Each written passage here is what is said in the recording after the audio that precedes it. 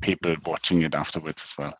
So a very warm welcome from my side to everybody attending our webinar on the CEU Executive MBA Fellowship. My name is Albert Kehrer. I'm the CEO of Proud at Work, and I play today only a very minor role, let's put it that way.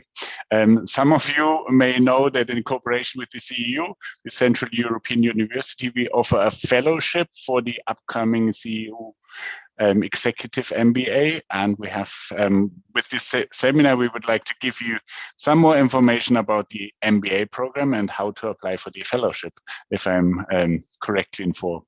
We also have one participant of the MBA and fellow of the Proud at Work Fellowship, Enno, who will share his insights on the program, and this is certainly something you don't get at all MBA programs. But before we get into the details, I'm very much honored that we have Professor Maciej Kisilowski with us. Maciej is the Executive MBA, the CEU Executive MBA Faculty Director and Associate Professor of Law and Strategy.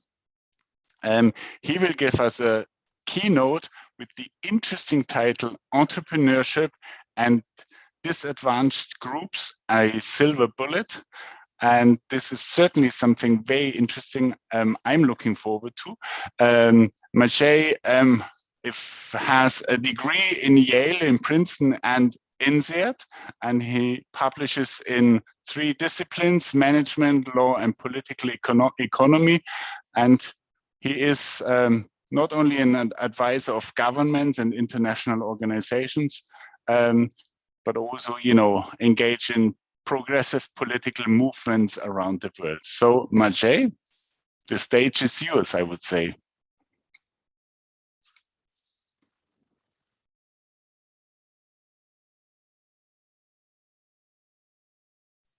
Maciej, we can't hear you.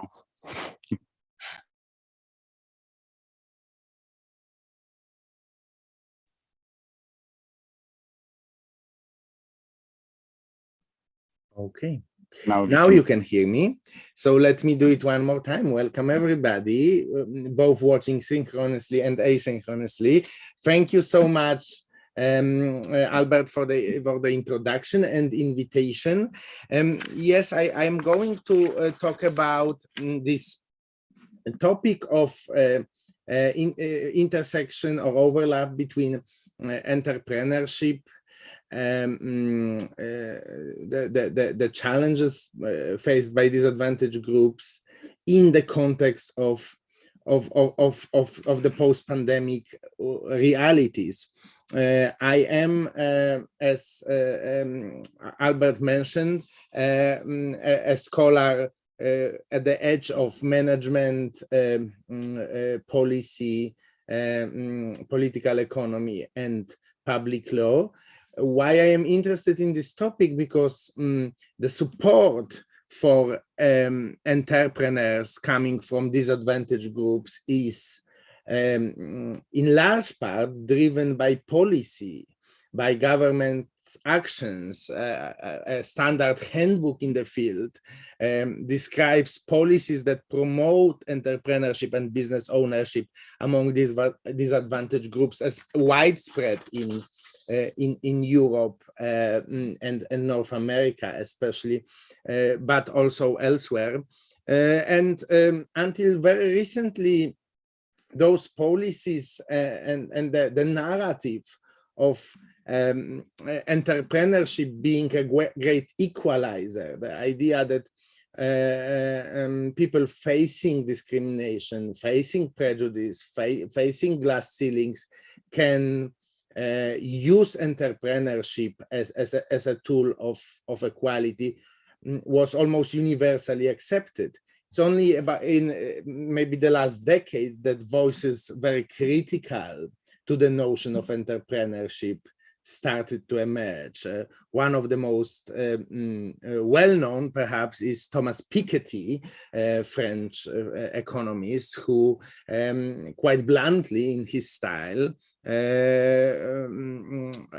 argues that the discourse of meritocracy and entrepreneurship actually is the opposite of equalizing discourse. It serves, in his view, primarily as a way for winners in today's economy to justify any level of inequality whatsoever, while blaming the losers for lack of talent, virtue, and diligence.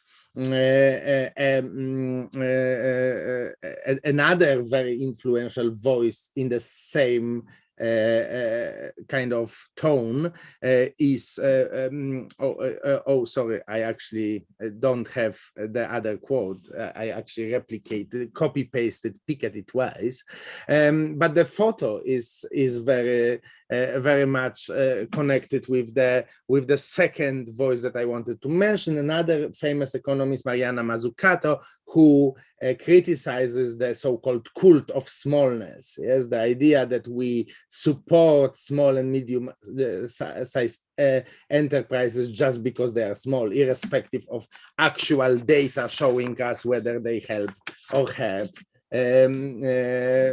important social and economic objectives that we have. And this discussion actually is not new, and since we are an American university based in Austria, we may mention that you know, perhaps the most famous Austrian born economist, Joseph Schumpeter, had himself those concerns or tensions between the idea that entrepreneurship pushes us forward and the alternative view. Schumpeter may be known most for the first view, the so-called creative distraction. A side note, actually, he didn't come up with this term. He popularized it, but it was already there. But he is known for this idea of, you know, in early 20th century, it's not the owner of stagecoaches who build new railways. Yes, so we need entrepreneurs to push us forward. Much less maybe known is that Schumpeter later in life actually express a precisely opposite view, that of creative accumulation. And his later argument was that when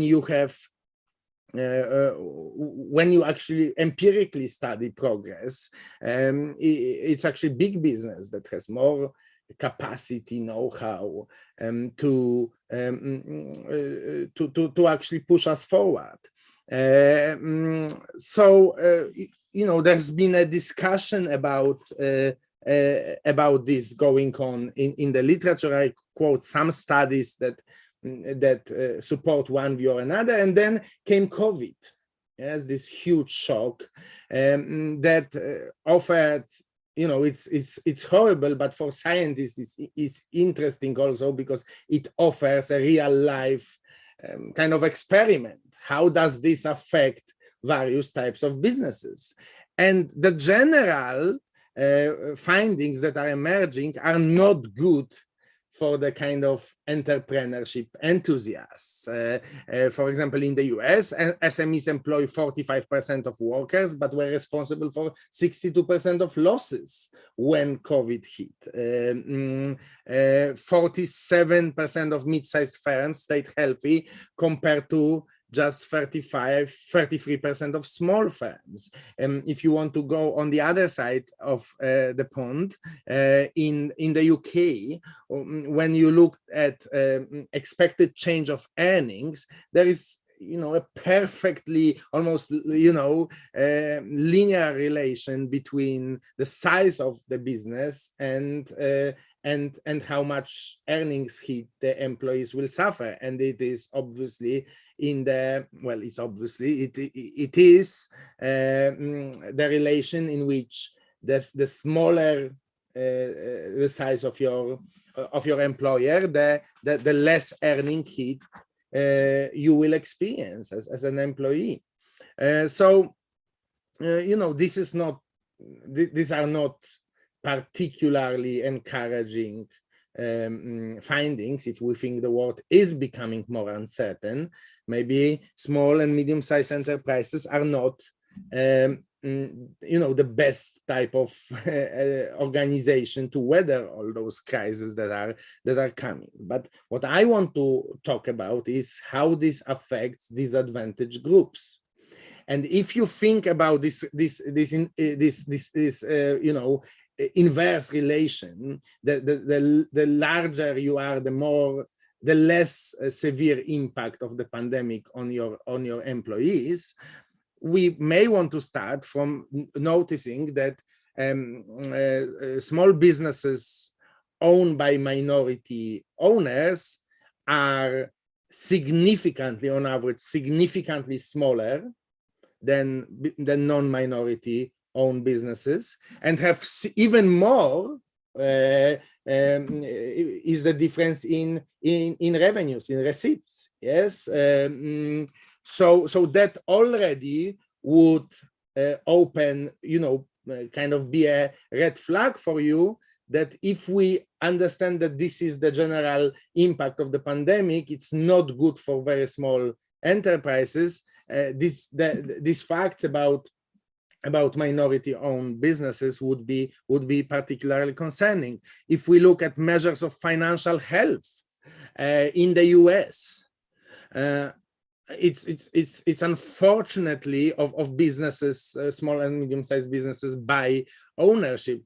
It's almost the reflection of racial structures of oppression in American society. Yes, the most at-risk business, and that's before the pandemic. I mean, it comes from the 2020 report, but the data is from before the pandemic, where non-Hispanic Black-owned businesses, then Hispanic-owned businesses, then non-Hispanic Asian businesses, and the least at risk were white-owned businesses.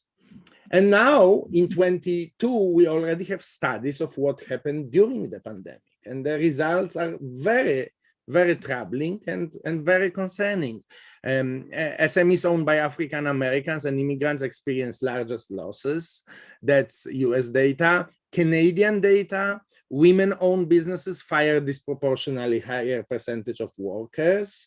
Brazilian data, self-employed Blacks lost significantly more hours per week than self-employed whites, and the same was, although not to the same extent, with mixed race and entrepreneurs.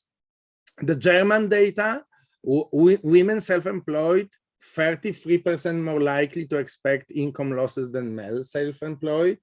And also, when the government responds with an intention to help small businesses, unfortunately, the structures of prejudice also prevail. Yes, so for example, per employee amount of the PPP, Paycheck Protection Program, the main US program instituted in response to pandemic, which was championed as this, help coming for the small and medium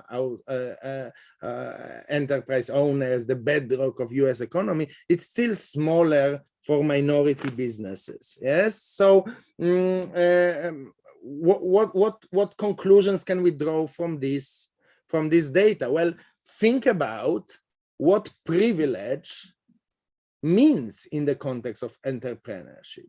Yes, and particularly white privilege and male privilege, but all sorts of privileges. Yes, I mean, it's access to network. Yes, it's much easier for you to get to professional and relevant networks. Access to capital.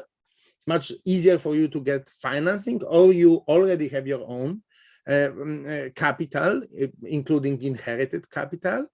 Access to attractive sectors. That's another very interesting study that shows that basically minority-owned small businesses are not distributed randomly across sectors. They are concentrated in sectors like accommodation and food services, or retail or personal services when the pandemic hit hardest.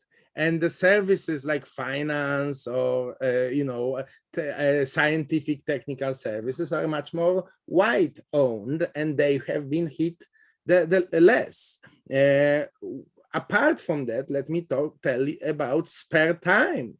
I mean, which is especially important for those results about women entrepreneurs. Yes, it's just like it is much. You can see how it may be much easier to navigate the kind of household and childcare responsibilities, which because of patriarchy still predominantly fall on women. When you are in a big organization, you may negotiate with your superior and with your colleagues. When you are an entrepreneur, and basically, you can simply lose customers and nobody's going to give you any break.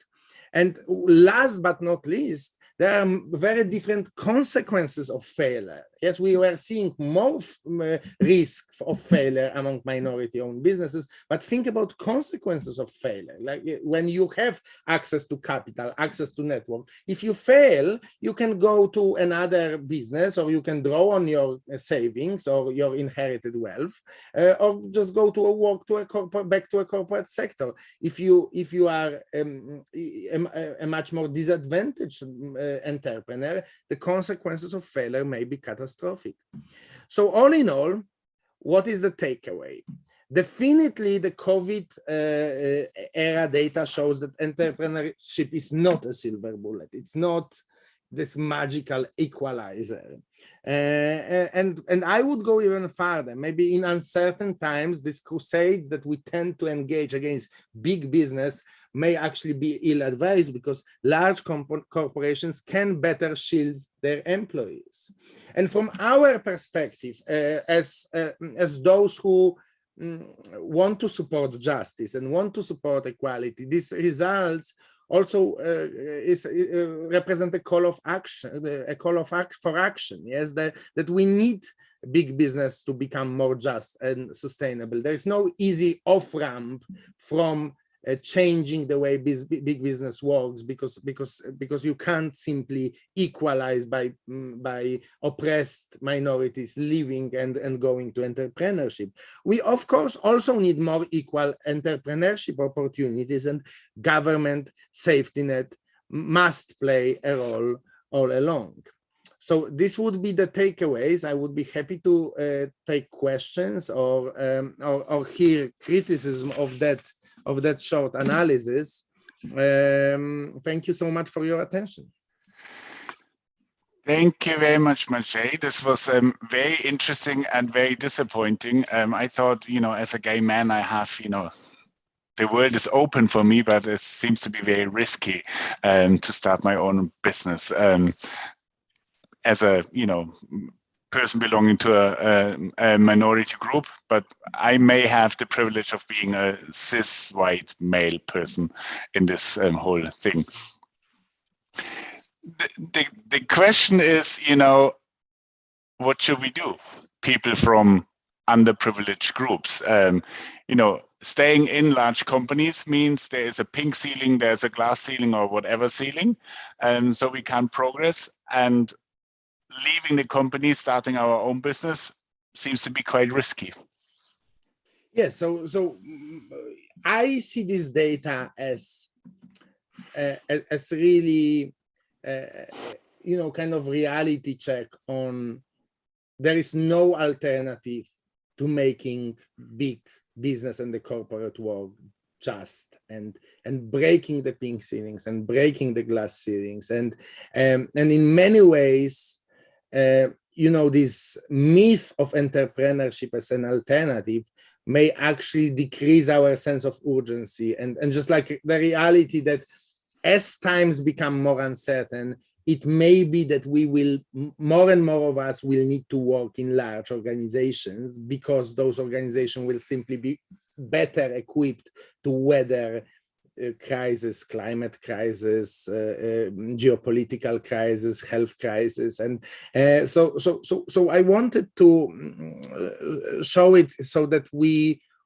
we realize that in many ways, my interpretation is that there is simply no alternative, that there is no alternative to changing corporate work, making corporate work more just, diversifying not only as a token, but like diversifying real power, diversifying at the top. And that we don't have this easy off-ramp. I mean, data simply shows that we don't have this easy off-ramp of like, let's create, our own just economy through entrepreneurship. Yes, it's all the things that hamper disadvantaged groups arguably get only stronger and less, because you are in a market relation. So while you can bring claims of discriminations in a employment setting, you can't really. It's so much more difficult to bring claims of discrimination against your customers, or in a B2B setting, somebody doesn't want to contract with you because they are prejudiced, or somebody, a venture capitalist doesn't want to give you money. My sense is that all those challenges, and this data supports that argument, that all those challenges become only more acute and more intractable once you move to an entrepreneurial setting, because supposedly you are your own boss, but especially in a small, medium-sized company, in a B2B setting, you can have like 1 or 2 clients, and you don't have all those protections that, especially in Europe, employment relation gives. Yes. So that's how I would interpret it. I would not say it's completely depressing, because it's depressing to me if there is no call for action. But I see a clear call for action, which is we don't have an escape route, we don't have an off ramp. We need to change this corporate world, because that's the setup that's going to be most relevant for most of us in the decades ahead, just because of how the world is, unfortunately, has been ruined by us. Yes, I mean, it's partly the result of this. Yes. You may have seen this picture from this C-level lunch at the Munich Security Conference 2 days ago. And we all know, I mean, there's loads of data available that, diverse teams perform better than homogeneous teams. But as we saw from this picture, they somehow don't get it. How do we get them to get it? I mean, so my what we are, my approach to this, my view on this, and I think CEU's approach to this is, you won't make them get it. You need to replace them. You just need to get good people in the positions of power. I mean, they will never get it. Yes. Yeah. So that's what we are doing, and that's why we are very, we feel very privileged working with you, because we want to give through world-class education. We want to give good people a chance to progress and change things once they got into positions of power. Because I personally believe that with those types who are at that lunch meeting, the best you can do is for them, to embarrass them and pressure them to take some token actions. But to have real change, you just need to have new type of leaders. And an interesting point that you mentioned is that actually those leaders will not only be more just, but they will also get better results. It's not only diverse teams, like on so many levels. It's flat organization versus hierarchical organizations. Yes, it's organizations that listen to their employees, organizations that actually huge research that organizations that are corporations that are run with more integrity actually get better financial results. Yeah, so a nice thing about what we are doing at CEU Executive MBA is that data suggests that we are not only educating the new group of more ethical and just and progressive managers, but at the same time, with the very same skills and intuitions and tools, they will also be more successful managers. And that wouldn't need to be inevitably the case. But as it happens, data shows that it is the case. Yes, that like those things generally go hand in hand, especially as we move to more knowledge-intensive, innovative economy. Those advantages of diversity, of tolerance, of openness, of ethics will only increase. But I don't think you're gonna change, those guys, sitting at the Munich table. You just need to have new people. And I think that's part of the reason why CEU is investing so much in this executive. Everybody asks us, like, you must be like the only program in Europe, if not in the world, where you run an executive MBA not to make money, but actually you subsidize, the university subsidizes it heavily. Why are you doing it? Yes, why are you not charging the same as other business schools in Europe? And our response is because if you do it just like everybody else, you will create the same type of executives and leaders as everybody else. And we urgently need to create completely different people with completely different mindset. Excellent. Thank you very much, Maciej, for your keynote and your insights. That was really interesting. I loved it. And we are now a little bit over time, but I thought it was worth it, definitely. But now we have two more people who will, tell a little bit. And the next one is Thomas Lammel. He's the Senior Program Manager of the MBA program at CEU, and he will tell us a little bit about the CEU program. Perfect. Thank you very much, Albert, and thank you very much for this opportunity for having us. Let me share. Thank you very much. I will talk about, Maciej talked about who we are, what we are doing and why we are doing it. And I want to emphasize on the details on what we are delivering. So let me get started with the question that you might have. The question is an MBA still worth it in times like this? Because you don't have to go very far these days to encounter that we are witnessing fundamental transformations in the world in a century. In 2008, we've seen a big financial crisis. In 2015, we've seen a big refugee crisis. And right now, we are in the biggest pandemic in over a century. And these changes are part of a much broader set of transformation that is taking place. And some of them are positive, and some of them are pretty dangerous. And the key question is, how do we as business professionals, how do you as business professionals prepare for this challenging and overall unpredictable environment? And the obvious question is an MBA the way to do it? Because we have seen an explosion of online education over the last 2 years, and I'll show you why we believe our MBA is still worth it. So if you're interested in further education, you usually start reaching for the stars because you deserve the best education out there. And of course, you're looking out for the best education out there. And what you tend to find is mostly the leading business schools in the world in the US. And what they offer is a very differentiated, very mission-driven MBA curriculum, which means they offer a certain expertise, a certain perspective, or a certain mission. The leading business schools in the world, most of them are based in the United Kingdom or in the United States, of course, offer global faculty with top credentials, which means you will have the opportunity to meet professors, lecturers from around the world and coming from the best universities, educated at the best universities out there. The international argument also applies to the student body.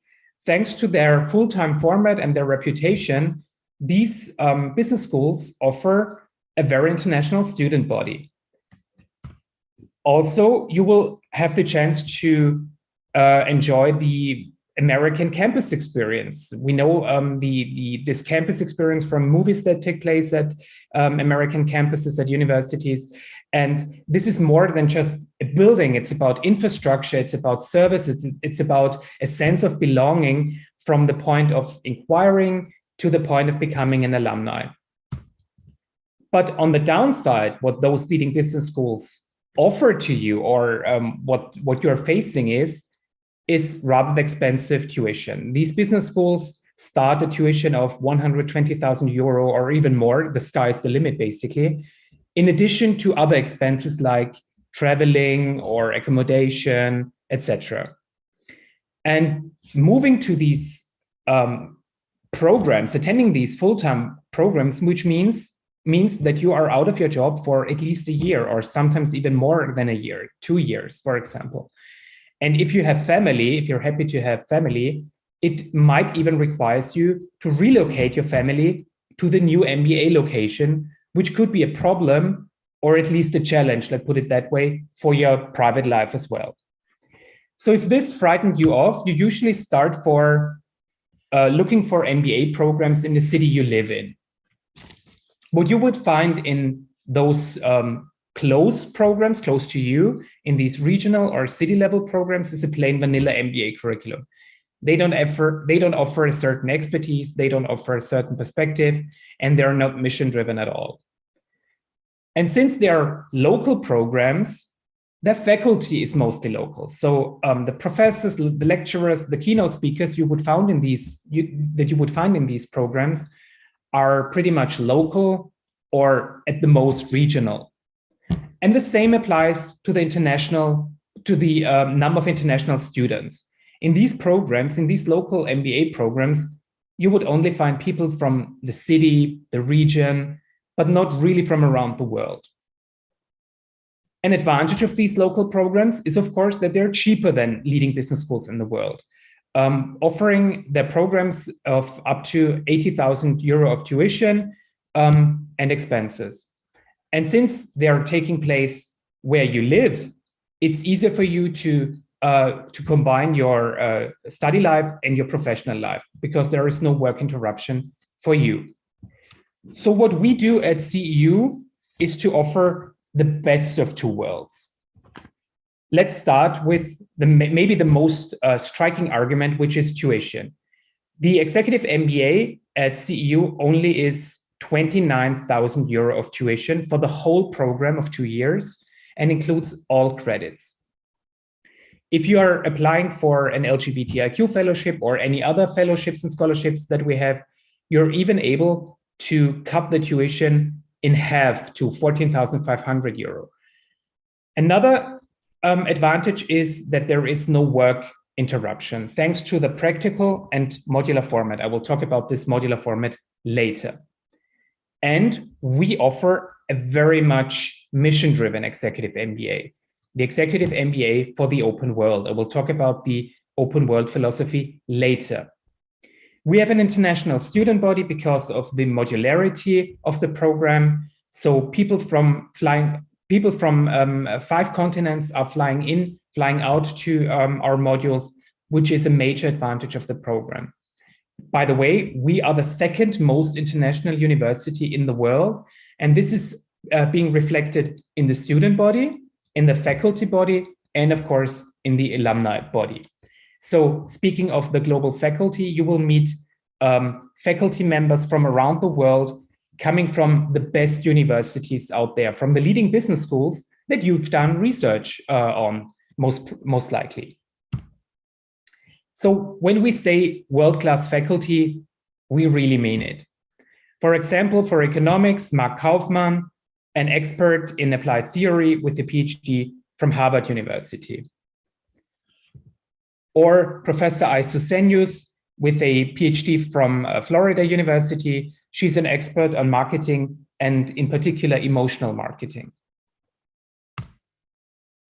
The course on big data and artificial intelligence will be taught by Miklos Koran, one of the leading scholars in his fields in Europe with a Harvard PhD. Or for leadership, Austin, our world-class psychologist with executive education experience on 4 continents. He will lead the way in the leadership classes. If you're new to finance, Joy is a uniquely gifted educator. Generation after generation of our participants just tell us how she's unique in explaining very complex financial concepts and giving you the language, the linguistics, to talk to your stakeholders about balance sheets and finances. If you're already experienced in finance, you'll be placed in the advanced track course with Adam Zawodowski, a leading expert on complex investments with a PhD from Princeton. For innovation, you'll have Mike Labelle, who holds a prestigious EU Jean Monnet chair. Or Sofia Barani with a PhD from London School of Economics. She's an expert on the future of work, which includes topics like automation, artificial intelligence, and robotics. And last but not least, for strategy, you'll have Yusuf Akbar, who is taught in more than 40 countries and advises leading Fortune 500 companies all around the world. So just to give you, that was just an overview of some of our faculty members, just to show you about their academic expertise and excellence and their international background. And I would like to introduce you to a selection of our visiting faculty that we invite to teach your modules and electives. For example, Christian Zelos, an expert on innovation management from Stanford University, or Miklos Savary, an expert on digitalization and digital marketing from Columbia University. Omar Hernandez from Berkeley Haas Business Schools is an expert on operations management, or Professor Hui Chen from the University of Zurich, and Professor Paula Caproni from the University of Michigan. So here's what the program looks like. It's a 10-module program, and the dates you see on the screen right now are not going to change. So you can basically plan your studying around professional and family activities based on these dates. As you can see in the top row, we have 3 modules in the first year, 4 modules in the second year, which is the center row, and 3 modules in the last year. And it's a program that gives you full flexibility and balance in your life. You might have noticed that we are piggybacking around popular European holidays like May 1st or November 1st or August 15, when it's easier for you to take time off because it's a long weekend for you anyways, so you can attend our modules on site easier. In the summers, which is the center column, our bespoke and cutting-edge leadership program takes place on our beautiful Budapest campus, and you'll have the opportunity to benefit from the electives from the faculty in the world we invite to teach your classes. So one day there will come the day when you finish with us and you will join the CEU alumni from around the world. As I already said, CEU is the second most international university in the world, and you can rely on an active elite network of more than 18,000 professionals around the world. We have city-level chapters, we have country-level chapters. Basically, wherever you are in the world, or wherever you might go in the world in the future, you will find CEU alumni to interact with, and CEU alumni in all industries, in all countries, with all diverse backgrounds. And this is a network that you can count on, and one of the key assets that we have. The alumni outreach is very American-driven, so it's easy to approach them in a structured way. So if you're looking for a person that you don't know yet, but you want to establish contact to a person in a specific industry, in a specific city, in a specific country, you can take use of our alumni relations in order to establish contact. Or in an informal way, you can just reach out in our social media groups on LinkedIn, on Facebook, if you're just looking for people in a city to mingle with and make new friends with. So the question is, how are we able to offer such a high quality program at only 29,000 euro of basic tuition? And the answer is pretty simple and lies in our founder and benefactor, George Soros, who created CEU with the mission to promote open society. Just recently, George Soros made a further contribution to CEU's mission by offering another $1 billion, billion with a B, in endowment to create the Open Society University Network, which means we are the best endowed university in Europe. So what does the Executive MBA for the open world mean? What makes CEU so unique compared to other programs? First of all, when we talk about the open world, we mean skepticism towards dogmas, towards hierarchies and privileges, both in context of how we teach, but also in composition of the cohort. Diversity is key to creating a successful program. And for us, diversity is not just an empty marketing catchphrase or a pinkwashing catchphrase. It's part of our DNA in order to empower people of our societies. Secondly, we believe in debate and radical rational thinking. Every idea can be challenged. And we believe in facts and arguments rather than narratives and fake news, because it's narratives and fake news that create polarization in our societies these days. And we believe the best way to challenge this narrative-based discourse is to make arguments based on facts and realities, which is, again, the hallmark of Karl Popper's definition of open societies. We are fundamentally opposed to all kinds of discrimination, and we actively promote diversity within our program. The way we finance the scholarship means we create opportunities for people who traditionally have not been able to actually join this program. And we see managers not just as people who deal with businesses and resources, but we also believe that managers go beyond that. Whatever their professional background, no matter if you're coming from the traditional corporate world, if you're an entrepreneur, if you're coming from the public sector, from an NGO or the civil rights movements, you can be a positive change agent. So what does the CEU Executive MBA classroom look like? Currently, we have 65 managers with an average of 14 years of work experience, including a minimum of 3 years of leadership/managerial experience. As you can see from the background image, we use state-of-the-art classroom technology and setups in order to facilitate discussion and lively interaction in class. We make use of case-based learning rather than traditional lectures that you would find in local MBA programs. And we want to take you, experts in your specific field, from this level of functional expertise to the strategic level. You have the opportunity, the possibility to join in for online education if you want to. At every module, you have the full flexibility to decide if you want to do it, to attend it on-site or online. Every participant can choose freely to join online or on-site. However, we encourage everybody to attend on-site because it's just a better learning experience.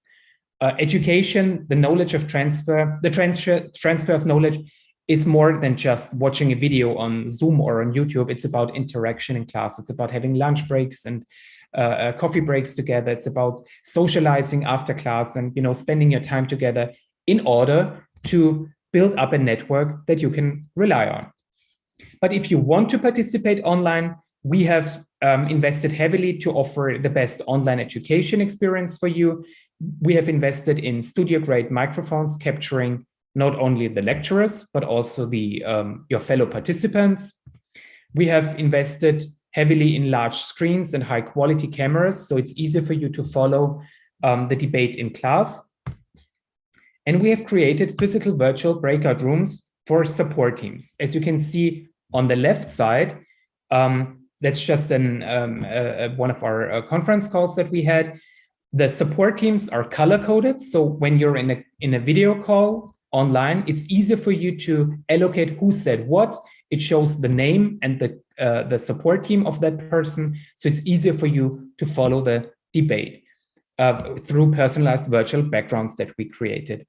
Speaking of support teams, I already mentioned that diversity is not just an empty catchphrase for us, but it's part of our DNA. This is being translated in the support teams, because in the support teams, you will be proactively exposed to a very diverse group of people. You will not be placed in a group of people coming from the same industry, from the same company, from the same country, or from the same linguistic background.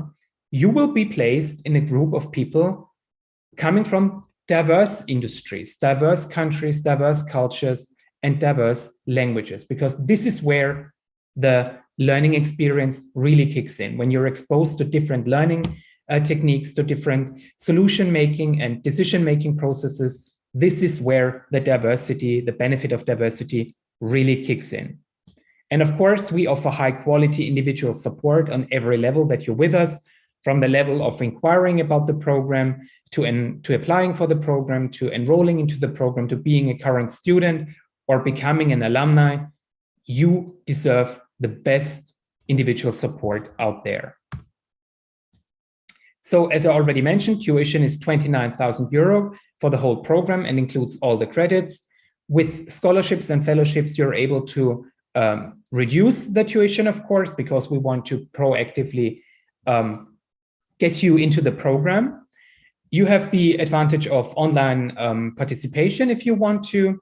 If traveling is inconvenient, if you have any underlying health conditions, etc., you can join online if you want to. In order to defray your other costs, we have special rates negotiated with partner hotels in Budapest and Vienna, ranging from budget level to luxury level. And we have negotiated discount rates with partner airlines like Lufthansa Group and Austrian Airlines in order to bring you to Vienna and Budapest at a lower rate. So what's to offer to you especially? We have established the Proud at Work Fellowship for Outstanding LGBT IQ Managers, and you're invited to apply for this scholarship, for this fellowship, because we don't consider our scholarships and fellowships as charity, but investment in your future and in your leadership transformation. So feel free to apply for this fellowship and reduce your tuition by up to 50% if you apply for this scholarship in particular. We already have people we already have fellows of this fellowship. One of them is starring today, is joining us today. You'll have the opportunity to meet him today. And I'll invite you to join the open world. So the application deadline is March 27th. The application starts online on our website. However, I encourage everybody to apply as soon as possible because we have a first come, first served policy. And the sooner you apply, the sooner you're able to reserve your study seat. If you have any questions about the program and the financial support that we offer, feel free to book a one-on-one consultation with me to discuss your questions and to optimize your application. I will just share the link to the booking site in a minute with you. So without further ado, thank you very much for your attention. I would like to move back to Albert. Thank you very much, Thomas. And looking at the time, I would just hand over to Enno. Enno is, if that's okay for you, Thomas. And so we have, in the end, a couple of minutes also for Q&A. Enno is one of the fellows, and Thomas mentioned it already. Enno decided to work on his own employability, and he joined the MBA program. And maybe, Enno, you just want to share some of your insights on the program. Sure, I'm happy to do so. So thanks. I have to actually thank Proud at Work officially to granting me this fellowship. I've written you an email, but officially I'm really, really thankful to get this opportunity. It was, I had my one-to-one talk with Thomas before applying. I had not the luxurious situation to get such a huge overview about the program and a lecture from Maciej before. So I think you really got a great insight already. And I can really just second what Thomas says, and maybe just to add some things. And now my next module is coming up, and it's the third module with data and digital transformation. I'm in the preparation phase right now. And I'm not just looking forward to get these lectures, and have to second that I can't wait to meet these great people again in my cohort.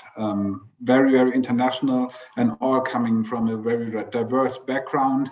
and the relationship in between, also during the modules, the communication in between is really, really extraordinary and far above what I expected. So it's really, really just a great side event happening next to my common job, and just having these perspectives added to my experience, to my curriculum, and to my experience. So the academic insights are great and high standard, but also the discussions and also the personal relationships that I get through that, it's something that I'm really thankful for. And the location, you can see it behind me, the background, that the university from outside in Budapest. And I didn't expect much, but the trip to Budapest and just working very intensively at the same time, but in a beautiful location with people that I immediately had sympathy for, was extraordinary. So I've never regretted it for a second to join this program. It's really a great time, and I also have to support the fact that this is really manageable with my 40-hour job at a big entertainment company where I'm LGBT activist. This is the fact that the modules are definitely always including a weekend and sometimes a bank holiday, and with the distance between the modules and the preparation and afterwards a preparation phase where you can work on your assignments, makes it really quite easy to manage within the job. It still is still an MBA, so you have.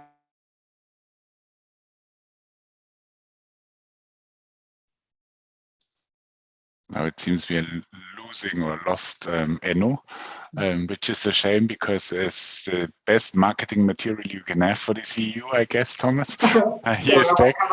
Just let me add, it was really a great decision, and I'm really capable to arrange and organize everything around my job. Perfect. Thank you very much, Enno. Now, we also have time for questions to Thomas, to Maciej, and Enno. Hendy, you're the only one in the call. If you will have now any questions, just ask your questions. So when you get the Proud at Work fellowship, what kind of commitment does it entail towards Proud at Work? Because I was also an alumni scholarship recipient before for CEU. And in exchange for that, we had to do some promotional activities for the alumni services department. So will there be a time wherein, like, if I were to get the fellowship, is there like a return service agreement that I have to do some activities promoting the foundation? No, definitely not. I mean, the fellowship is a fellowship for itself. It's financial support. It's merit-based, so it kind of acknowledges your merits that you have already achieved so far, but it's not a contract where you're obliged to do anything. You're most welcome to help us promote, to spread the word, to engage with LGBT communities, and to engage with your communities. But there is no obligation to do so, and you should only do so if you have, the passion about it and the willingness to do so.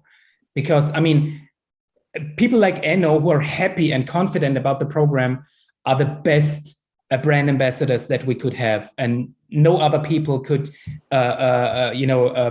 lobby for the program if you force them to do so. So feel free, if you're committed to it, feel free to do so, but there's no requirement. Amazing, thank you. I have collected questions from the audience, maybe for Maciej, because he's been dealing with that issue on the academic level, which is the question about COVID, the COVID situation, because it's the elephant in the room in these times. Yes, so thank you. So our approach to COVID is we do everything possible to make sure that you can participate on site. We give you an option to do it online, but it's never the same. And we do it in a way to make it safe. And Thomas very nicely commented on open society spirit, which is fact-based.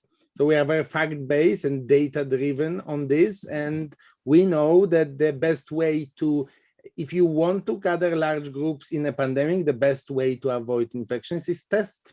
So we test, and test some more. All of this is done at our expense, at the university expense. And I think it gives people a lot of peace of mind. The effect of this, let me just conclude briefly, the effect of this is throughout the pandemic, we had only one fully online module in March 2020 when the whole Europe was in lockdown. So it was legally not possible to open up. So every other module had an on-site possibility, and we didn't have a single infection on the module. Speaking of tests, maybe move on to the academic context of tests. Are there any exams? Is there a thesis to write? What a nice transition. So yes, the exams also come free, and the positive outcome is actually good in the exam. Yes, so most of the, and can also comment on it, most of the courses have projects, team projects.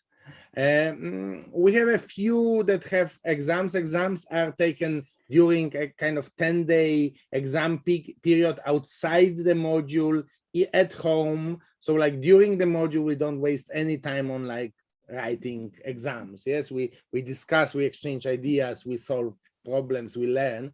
But for some classes, more quantitative classes, you will have exam during an exam period. You take it whenever you want during that period, and you do it on online. And maybe you want to add something.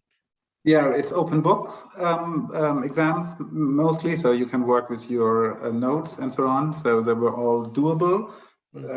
Not like not plain sailing, but you can manage if you listen to the lecturer and work with the material. And it looks like these are for the foundation classes, like finance 1 and 2, data, and and controlling. I think these were the ones. And now we switch a bit to the more content base. After the foundation is there, we go to digital transformation. I don't think there is an exam in that, so there's a more of a group work in that. So that's where we switch. And I know it's in the first year. So of course, in the second year, the experience mix would be even more skewed towards projects. And we are switching to electives, so we will have smaller groups and more focused classes. Exactly. In the summer module, basically you choose from 26 electives each year, and every year you have a new selection. So it's a huge choice as well. And there is no thesis to write, so we're not wasting your time after the 10 modules, sending you back to university libraries where you will be sitting at night studying, doing research and writing a paper that's gonna dust in a library shelf. You will be working on a capstone project over 2 years, which basically is a project that deals with a problem or a situation from your specific professional environment. You can choose the topic and the challenge freely. You will be working with a professor over 2 years, and it will be finished with the last module. So with the last module, you will be done with the modules and the capstone project. And the capstone project's aim is to put into practice what you have learned in theory in the modules. So basically, actually, I need to add one addition here. Unless you want to, CEU is very generous. If you want to stay more with us, and for example, you want to do capstone only after you do your entire coursework, most universities charge you for that. We don't. And actually, it's a measure of how people like this place. that a lot of people choose to actually stay one more year and do the capstone afterwards and be part of the community, come for our fireside hours, which is our distinguished practitioner series, other events, and just like be part of the community. But Thomas is absolutely right. You can easily just finish within those 2 years. It's just that a lot of people don't want to leave, which is a compliment to us. But before we're talking about people leaving the program, let's talk about people getting into the program. So what are the application requirements? Who are we looking for?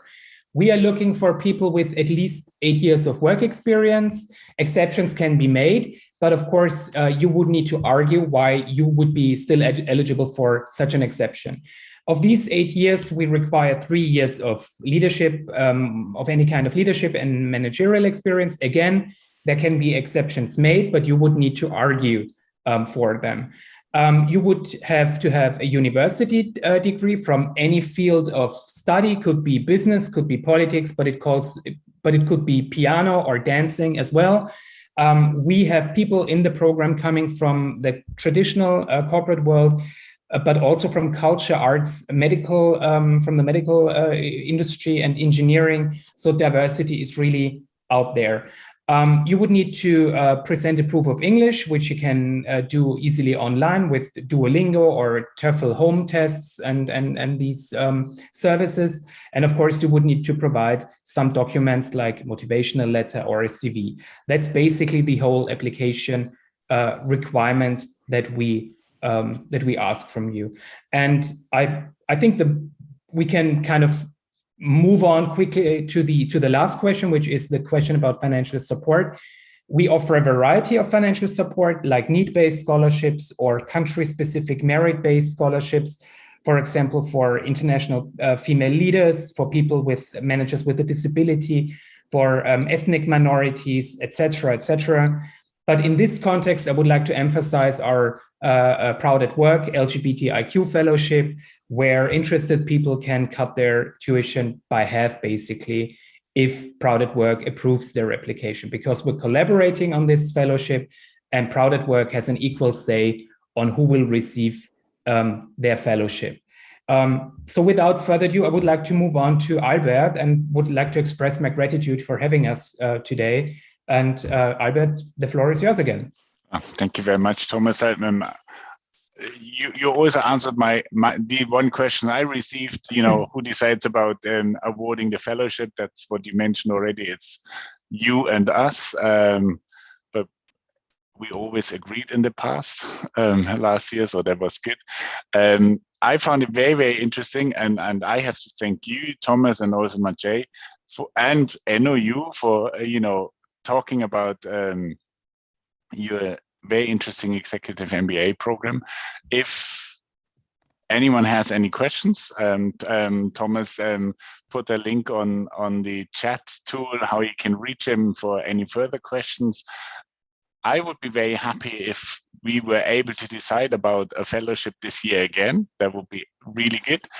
And so I'm looking forward to seeing you very soon again in one of our webinars. Thanks very much.